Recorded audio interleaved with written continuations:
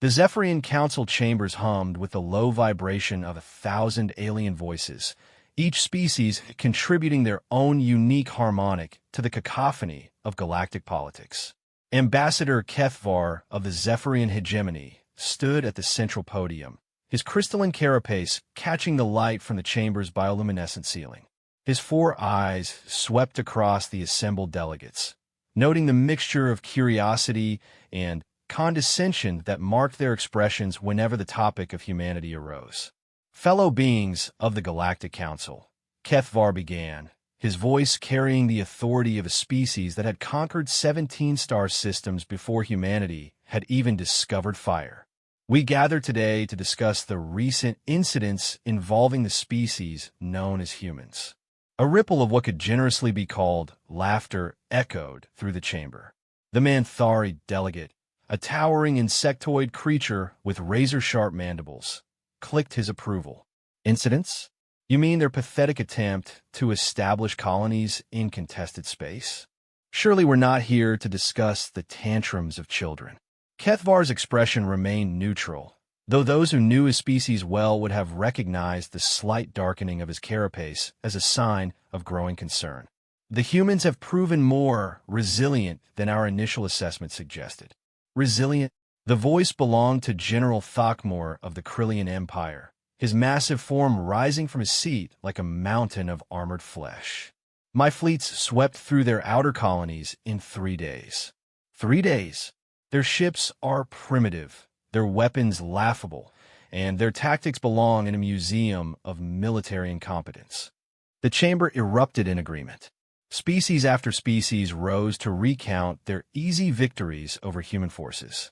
The Veltari spoke of orbital bombardments that met no meaningful resistance.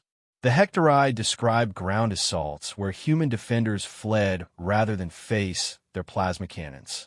Even the normally peaceful Kernathi had managed to claim 2 human worlds without firing a shot, simply by blockading supply lines. Kethvar waited for the noise to subside before speaking again. And yet, despite these victories, human colonies continue to appear in new sectors. Their merchant vessels still traverse our space lanes. Their diplomatic missions still arrive at our worlds, requesting trade agreements and non-aggression pacts. Because they're too stupid to know when they're beaten, growled Thokmor. Give it time. They'll learn their place or be eliminated. Either outcome serves our purposes. But Kethvar had been studying the humans longer than most. His intelligence networks were vast, his analysts among the best in the galaxy. What they had discovered about humanity's true nature kept him awake during his species' natural sleep cycles. General Thokmor, how many human prisoners did your forces take during your recent campaign? The question seemed to surprise the Krillian commander. Prisoners? Why would we take prisoners? Dead enemies require no maintenance. That's precisely my concern, Kethvar replied.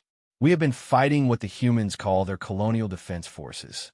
Local militias, essentially. Poorly trained civilians with obsolete equipment and no real military experience. Then, why should we be concerned? Asked the Manthari delegate. If their best defenders are mere civilians, what threat could they possibly pose? Kethvar activated the chamber's central holographic display. The image that appeared showed a human soldier, but this one looked different from the ragtag defenders they had been fighting. This human wore sleek, form-fitting armor that seemed to absorb light rather than reflect it. Advanced weapons were integrated into the suit's design, and the soldier's movements in the recording showed a lethal grace that none of the colonial defenders had possessed. This recording was taken on the human world they call Terra 3 cycles ago. Our intelligence operatives were attempting to assess the planet's defensive capabilities when they encountered this individual. The recording played, showing the human soldier moving through what appeared to be a training facility. The operative's movements were fluid, economical, and devastatingly effective. Mock enemies fell before weapons that fired projectiles at velocities that made their energy weapons seem sluggish by comparison. The soldiers' tactical awareness was evident in how they cleared corners, used cover, and coordinated with their team. One human, scoffed General Thokmor. You show us one human with decent equipment and expect us to tremble. This is not one human, General. This is a standard infantry soldier in what they call their Terran Defense Corps. Our operatives counted over 12 million such soldiers on Terra alone. A murmur ran through the chamber. 12 million was a respectable military force by galactic standards, but hardly overwhelming for the combined might of the Council. Furthermore, Kethvar continued, Terra maintains separate military branches they call the Navy, Marines, Army, and Special Operations Command. Each branch maintains forces numbering in the millions. The murmur grew louder. A standing military of that size suggested a level of military organization that exceeded their intelligence estimates. But here's what concerns me most, Kethvar said, manipulating the display to show a new image. These forces represent only the humans' active military. According to our intelligence, Terra maintains what they call a reserve system, consisting of former military personnel who could be recalled to service. The numbers are substantial. The display showed statistics that made several delegates shift uncomfortably in their seats. Reserve forces numbering in the hundreds of millions. Military production capabilities that could outfit armies the size of entire council fleets. Impossible, declared the Veltari delegate. No single world could support a military of that magnitude. Terra is not a single world, Ambassador. It's the capital of a system containing multiple inhabited planets, asteroid mining operations, and orbital industrial platforms. But, more importantly, Terra has not been involved in the fighting. Silence fell over the chamber like a suffocating blanket. Every delegate present had participated in or witnessed the conquest of human colonies. The ease of those victories had been a source of confidence, even pride. The idea that they had been fighting the equivalent of mall security while an actual military force watched from the sidelines was sobering. General Thakmor was the first to break the silence. You're suggesting that the humans have been testing us? Learning our capabilities while sacrificing their own people? I'm suggesting nothing, General. I'm stating a fact based on intercepted communications. The humans refer to their colonial defense forces as speed bumps and early warning systems. They have been gathering detailed intelligence on our weapons, tactics, and force compositions while we believed we were demonstrating our superiority. The chamber erupted in angry voices. Some delegates refused to believe the intelligence. Others demanded immediate action. A few, notably the older and more experienced ambassadors, remained silent as they processed the implications. Kethvar waited for order to return before continuing. There's more. Our operatives have identified what humans call veteran personnel. These are soldiers who have served in previous conflicts, and their capabilities exceed even the standard military forces I've shown you. The display changed again, showing combat footage from what appeared to be an internal human conflict. The violence was unlike anything the Council species had encountered in their campaigns against the colonies. Humans moved with mechanical precision, their weapons systems integrated seamlessly with their armor and battlefield awareness. They fought with a combination of technological sophistication and raw brutality that seemed almost alien. This footage is from a conflict the humans call the Titan Wars, fought approximately 50 of their years ago. It shows what their veterans are capable of when properly equipped and motivated. A human soldier on the display casually destroyed what appeared to be a heavily fortified position using weapons that made Council military hardware look primitive. The soldiers' movements were economical, almost casual, as if the destruction of a military facility was routine maintenance. How many of these veterans do the humans possess?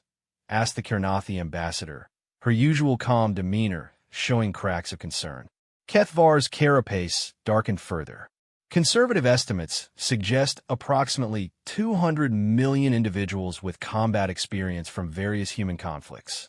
They maintain what they call a military-industrial complex that can rapidly produce equipment and support for these forces. The implications were staggering. The council had been congratulating themselves on easy victories against what amounted to local police forces, while an army of battle-tested warriors remained uncommitted to the conflict. Worse, those warriors had been watching, learning, and preparing while the council revealed their capabilities. "What do you recommend?" asked the Manthari delegate, his previous arrogance replaced by pragmatic concern. "Immediate cessation of hostilities. Open negotiations for a formal peace treaty. And prayer to whatever deities your species worship that the humans are as interested in peaceful coexistence as their diplomatic mission suggests." General Thakmor slammed his massive fist against his seat. "Retreat? Negotiate? We are the Galactic Council. We have conquered 1,000 worlds. We have conquered worlds defended by primitives and divided tribes, General. We have never faced a species with unified military command, industrial capacity matching our own, and a population that views warfare as a science to be perfected rather than a tool to be avoided." The display showed one final image: a human ship, sleek and predatory, emerging from what their sensors indicated was some form of faster-than-light travel. But the signature was wrong, the energy readings unlike anything in their databases. This vessel appeared in the Kepler system 3 days ago. It made no aggressive moves, issued no demands. It simply observed. Our fleet commander attempted to intercept it, and the ship vanished. Not into hyperspace, not through dimensional folding.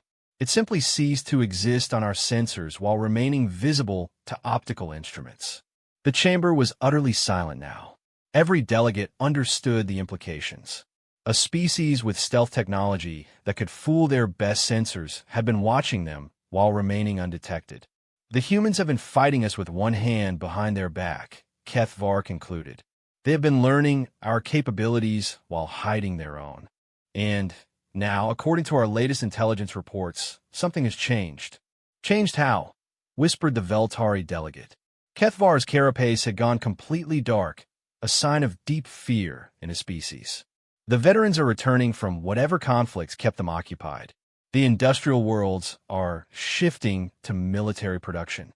And for the first time since we began this war, human diplomatic missions have stopped requesting peace talks." The silence stretched on until General Thakmor spoke, his voice lacking its previous confidence. "What are our options?" "We have 2 choices, General. We can continue this war against an enemy that has been studying us while hiding their true capabilities. Or we can hope that our previous actions against their civilians haven't made peaceful coexistence impossible." The display went dark, leaving the chamber illuminated only by the bioluminescent ceiling that suddenly seemed far less bright than before.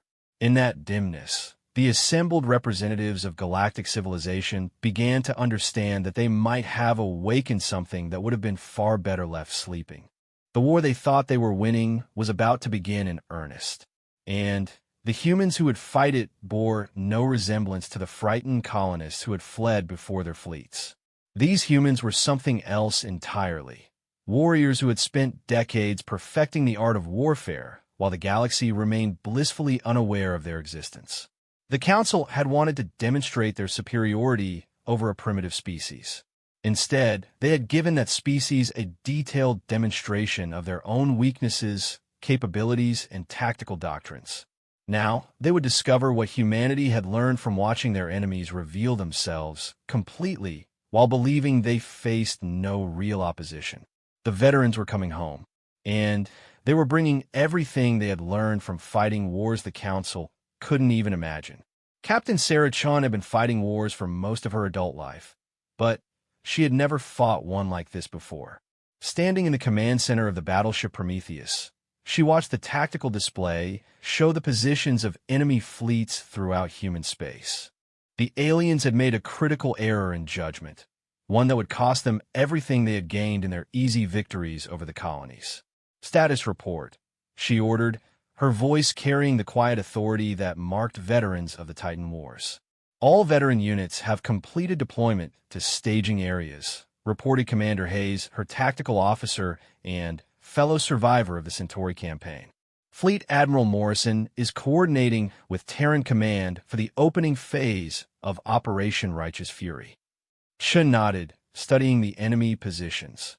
The aliens had spread themselves thin, occupying multiple human colonies with what they clearly believed were overwhelming forces. Their confidence in their superiority had led them to divide their fleets among dozens of systems, each group apparently believing they faced no serious resistance. They were about to learn otherwise. "What's our intelligence assessment on enemy capabilities?" Chen asked.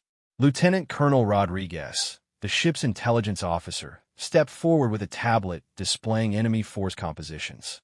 The Krillian Empire appears to rely heavily on brute force tactics and overwhelming firepower. Their ships are heavily armored but slow, with weapons systems designed for orbital bombardment rather than ship-to-ship combat. The Zephyrians favor energy weapons and sophisticated shielding, but their vessels are built for show as much as function. The Manthari use swarm tactics with smaller, faster ships. Chen smiled grimly. Each alien species had revealed their preferred methods of warfare during their attacks on the colonies. Every engagement had been recorded, analyzed, and dissected by human intelligence services. The aliens thought they had been fighting a war, but they had actually been providing a comprehensive demonstration of their capabilities to an enemy they didn't know existed. "Weapon status?" she asked. "All systems green, Captain. Kinetic batteries loaded with tungsten penetrators, plasma lance arrays charged, and missile tubes armed with our newest antimatter warheads." The weapons Chen's ship carried bore no resemblance to the obsolete equipment the colonial defenders had used. These were tools designed by a species that had spent centuries perfecting the art of killing.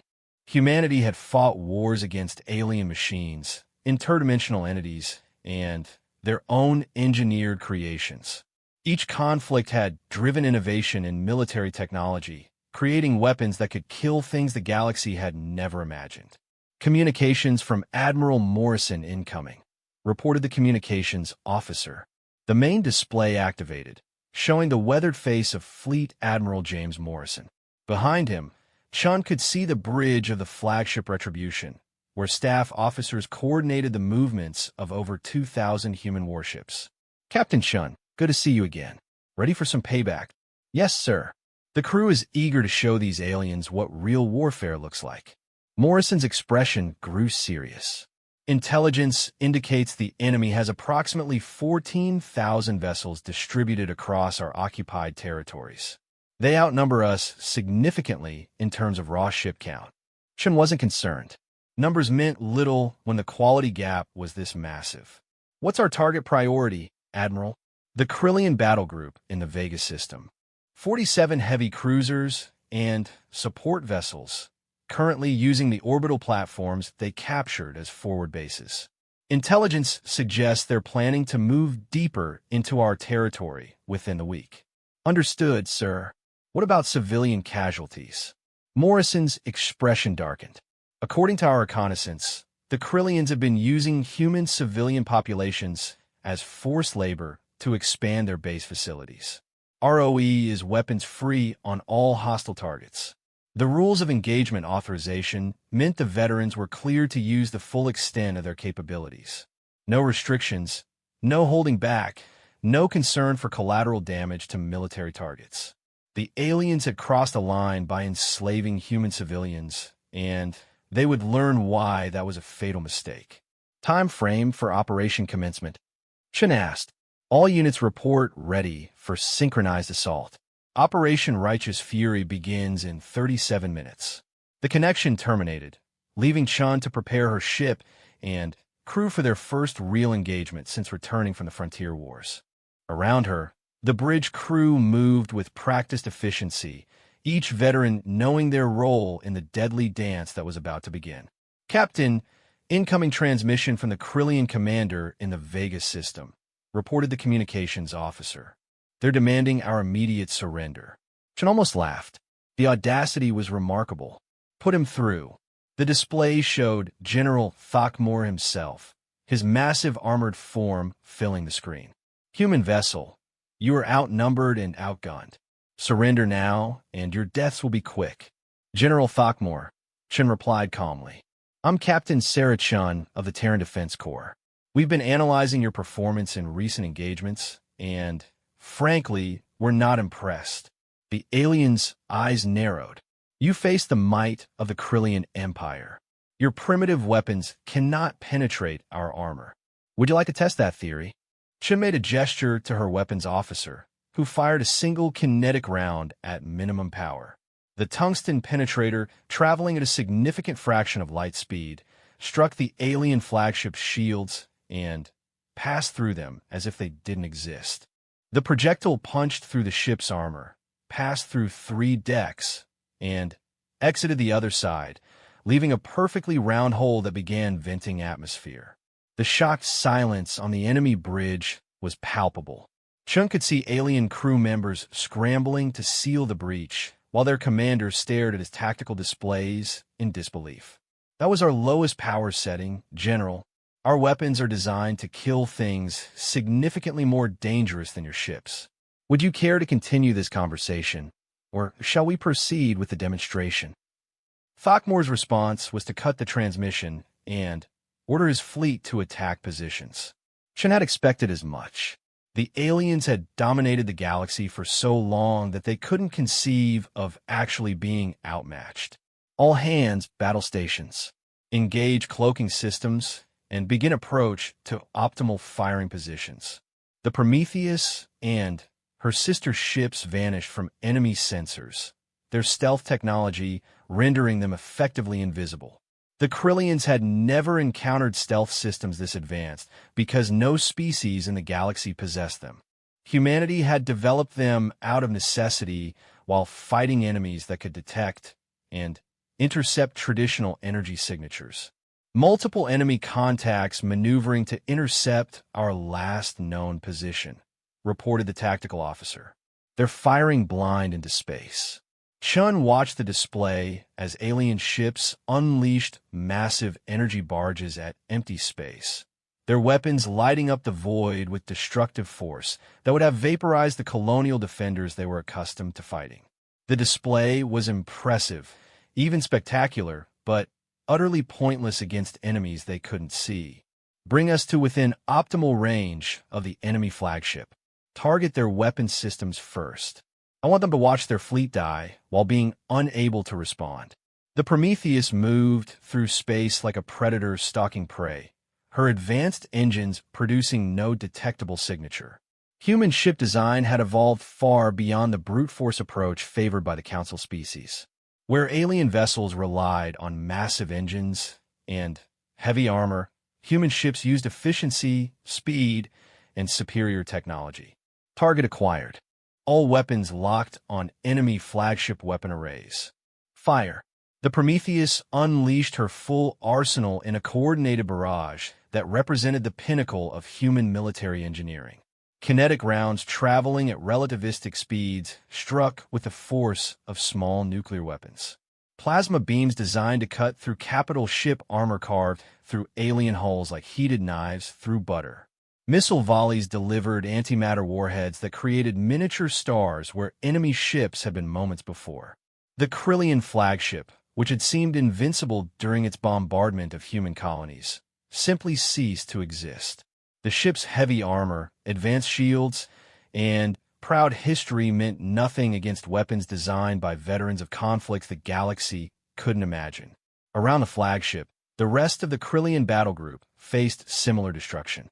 Human ships appeared from stealth at point-blank range, delivered devastating attacks, and vanished again before enemy targeting systems could acquire them.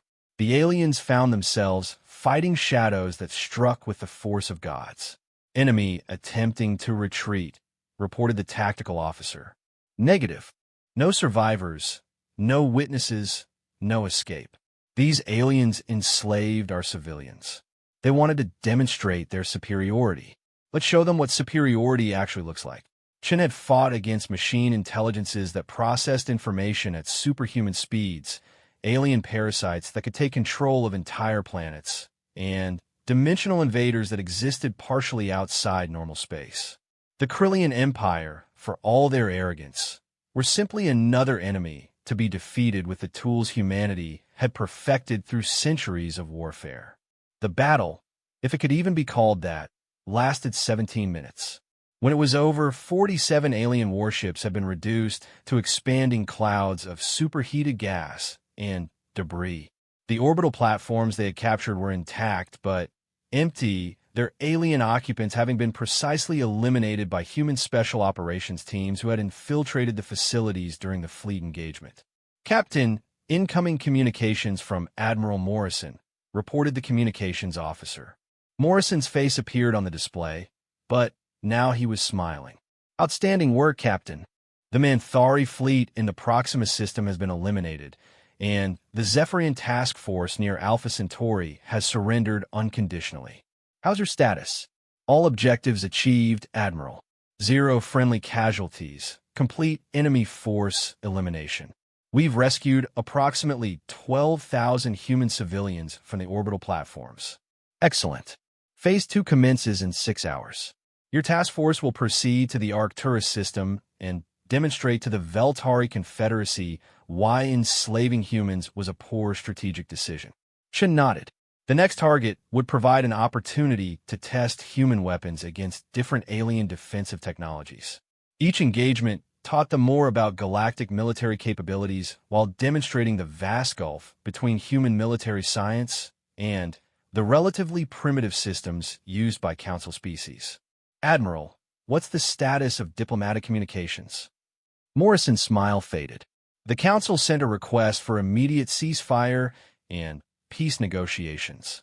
Command's response was to remind them that they had opportunities for peaceful coexistence before they chose to attack our civilians. Now, they get to experience what warfare actually means. The transmission ended, leaving Chen to prepare for the next phase of operations. Around her, the crew of the Prometheus worked with quiet efficiency, checking systems and preparing for what promised to be a series of increasingly one-sided engagements. The aliens had wanted to test humanity's strength. Now, they would discover that strength beyond their comprehension, wielded by veterans who had learned their trade fighting enemies that made the Galactic Council look like children playing with toys. The veterans had returned from wars the galaxy couldn't imagine, and they had brought with them weapons, tactics, and experience that would reshape the balance of power among the stars. The Council species thought they understood warfare, but they had only experienced the echo of true military conflict. Now they would face the real thing, delivered by humans who had spent their lives perfecting the art of victory through superior firepower, tactics, and technology. The demonstration was just beginning. Ambassador HFY stood in the ruins of what had been the Galactic Council's most prestigious military command center, staring at displays that showed the complete collapse of everything the Council had built over 3 centuries. In the span of 72 hours, humanity had systematically dismantled the largest military alliance in galactic history, and they had done it with such overwhelming force that resistance had become meaningless.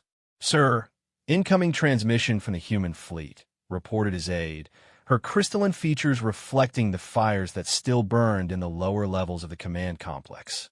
HFY straightened his carapace and tried to project an authority he no longer possessed. The humans had given him a choice: facilitate unconditional surrender negotiations, or watch his homeworld suffer the same fate as the Krillian military installations that had simply vanished under human bombardment. The display activated to show Captain Sarah Chun, the human officer who had become the face of humanity's military response. Behind her, HFY could see the bridge of a vessel that represented technology so advanced it might as well have been magic. Ambassador HFY, Chun said, her voice carrying the calm confidence of someone who held all the advantages. I trust you've had time to review our terms. Captain Chun, surely there must be room for negotiation. The Council can offer compensation, territory, technology transfers. Chen's expression didn't change.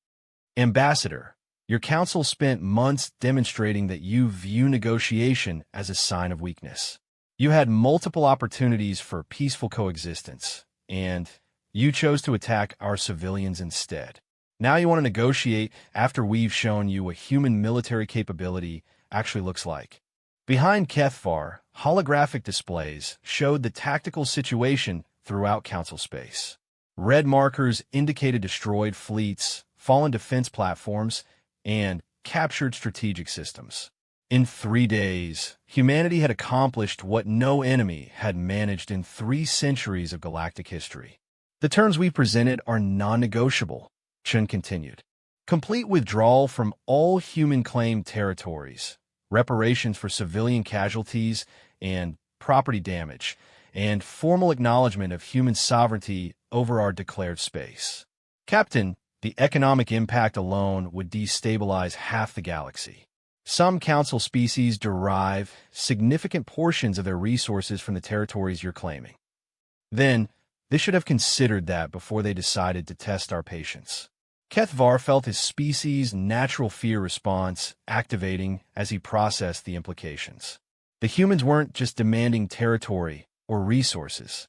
They were reshaping the fundamental power structure of galactic civilization, and they had the military force to make their demands reality. What guarantee do we have that humanity won't continue expanding once we've met your current demands? For the first time in their conversation, Chun smiled. It wasn't a pleasant expression. None whatsoever. That's the point, Ambassador. You wanted to demonstrate galactic military superiority. Instead, you've taught us that our restraint was the only thing protecting you from conquest. The tactical displays updated to show human fleets moving into new positions throughout Council space. Each formation represented firepower that could destroy entire planets, wielded by veterans who had proven their willingness to use it. However, Chun continued, humanity has no interest in governing alien populations. We're willing to establish peaceful coexistence with species that demonstrate they can be trusted to honor agreements. The question is whether your council can evolve beyond the predatory behavior that created this situation. Kethvar processed the offer carefully. It was more generous than he had expected, given humanity's overwhelming military advantage. They could have demanded complete surrender and occupation rights, but instead they were offering a path to coexistence based on mutual respect rather than submission. What would be required to establish this peaceful relationship? Recognition of human territorial claims, establishment of formal diplomatic relations based on equality rather than council superiority, and guaranteed protection for human civilians in council space. In return, humanity will share selected technologies and maintain trade relationships with species that prove trustworthy. The offer was remarkable in its restraint. Kethvar had studied enough military history to know that victorious species typically imposed harsh conditions on defeated enemies. Humanity was offering partnership instead of domination, despite having the power to enforce whatever terms they desired. I must consult with the surviving council leadership, Kethvar said carefully. Of course, you have 48 hours to provide a response. If the council chooses to reject these terms, we'll resume military operations, and the next offer will be significantly less generous. The transmission ended, leaving Kethvar alone with his thoughts and the burning wreckage of council military might. Around him, junior officers worked to coordinate what remained of their forces, but everyone understood that further resistance was suicide. The humans had revealed capabilities that redefined what warfare meant in the galactic age. Their stealth technology made them invisible to council sensors. Their weapons could destroy capital ships with single shots. Their tactics demonstrated centuries of experience fighting enemies that made council species look primitive by comparison. More troubling was their restraint. Humanity had the power to conquer the galaxy, but they were choosing to offer partnership instead. It suggested a level of strategic thinking and long-term planning that exceeded anything in council experience. Kethvar activated his personal communications system and began the process of contacting surviving council leadership. The conversations would be difficult, but the alternative was extinction. 3 hours later, he received responses from the major council species. The pattern was consistent: shock, disbelief, and reluctant acceptance of reality. The Krillian Empire had lost 80% of their fleet strength. The Manthari swarms had been systematically hunted down by human ships that appeared from stealth, destroyed their targets, and vanished before retaliation was possible. The Zephyrian hegemony had watched their most advanced vessels torn apart by weapons that seemed to violate known physics. General Thakmor, speaking from a medical facility where he was recovering from injuries sustained when his flagship was destroyed, was surprisingly philosophical about the defeat. Ambassador, I have fought battles across 17 systems. I have conquered species that possessed advanced technology and numerical superiority.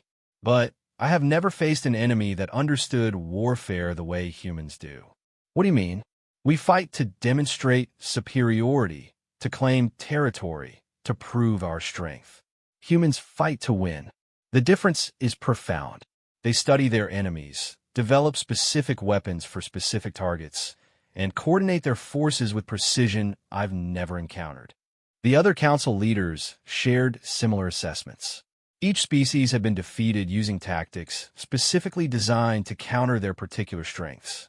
The humans had analyzed council military doctrine, identified weaknesses, and exploited them with weapons systems that seemed purpose-built for destroying specific enemy types. The question now, said the Manthari Queen through her encrypted communication link, is whether we can coexist with a species this militarily advanced. Kethvar had been considering the same issue. Humanity's offer of peaceful coexistence seemed genuine, but their military capabilities meant they could change that policy at any time. The Council would exist at humanity's sufferance, not as equals. Perhaps, suggested the Veltari delegate, we should consider what we can learn from them. The idea was intriguing. Humanity had offered to share selected technologies with trustworthy species. If the Council could prove their reliability, they might gain access to advances that would revolutionize galactic civilization. What technologies? Asked Thakmor. Medical advances, manufacturing processes, agricultural improvements. They specifically mentioned they're not interested in sharing military technology, but civilian applications of their science could benefit everyone. Kethvar realized that humanity was offering a fundamental restructuring of galactic civilization. Instead of the traditional model where stronger species dominated weaker ones, humans were proposing cooperation based on mutual benefit. It's a paradigm shift, he murmured. They're suggesting we can all benefit more from cooperation than from conquest. The question is whether our species can adapt to that model, said the Zephyrian Chancellor. We've built our entire civilization on the assumption that military strength determines political power. Over the following hours, the Council leadership engaged in the most honest assessment of their situation in their recorded history. The conclusions were uncomfortable but undeniable. Humanity had demonstrated that their previous assumptions about galactic power dynamics were completely wrong. The humans possessed technology, experience, and military capabilities that made traditional conquest impossible. More importantly, they seemed to prefer cooperation to domination, offering partnerships instead of demanding submission. 26 hours after Chen's ultimatum, Kethvar transmitted the Council's formal response. Captain Chun, the Galactic Council accepts your terms unconditionally. We formally recognize human territorial claims, agree to establish diplomatic relations based on equality, and guarantee protection for human civilians in our space. Chen's response came within minutes. Ambassador, I'm authorized to inform you that human forces will begin withdrawing from Council territories within 72 hours. However, we'll be maintaining monitoring stations to ensure compliance with our agreement. Understood. When might we begin discussions about technology sharing and trade relationships? Immediately, if you're ready. We've prepared demonstration packages for medical technology, industrial processes, and agricultural improvements that could significantly benefit your worlds. Over the following weeks, humanity began demonstrating why they preferred cooperation to conquest. The medical technology they shared could extend lifespans and eliminate diseases that had plagued Council species for millennia. Their manufacturing processes could produce goods with efficiency that revolutionized economic models. Their agricultural techniques, could feed populations that had struggled with resource limitations. Most remarkably, humans seemed genuinely interested in learning about council species in return. They approached cultural exchange with the same systematic thoroughness they had applied to warfare, studying alien philosophies, art forms, and social structures with obvious fascination. Kethvar found himself working alongside human diplomats who treated him as an equal partner rather than a conquered enemy. They asked detailed questions about Zephyrian crystal growing techniques, showed genuine interest in council history, and offered insights that often improved existing processes. Captain Chun, Kethvar said during one of their regular diplomatic meetings, "May I ask why humanity chose cooperation over conquest? Your military capabilities would have made galactic domination relatively simple." Chun considered the question carefully before responding. "Ambassador, we've learned something from our history of warfare. Conquering is easy, governing is hard, and building something worthwhile requires willing partners, not reluctant subjects. You're confident that this cooperation will benefit humanity more than conquest would have?" "Absolutely. A galaxy full of diverse species working together can accomplish far more than any single species ruling over unwilling subjects. The scientific advances alone from combining our different approaches to research will benefit everyone."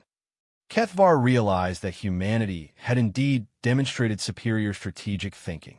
Instead of destroying the Council, they had transformed it into a partnership that leveraged the strengths of all member species.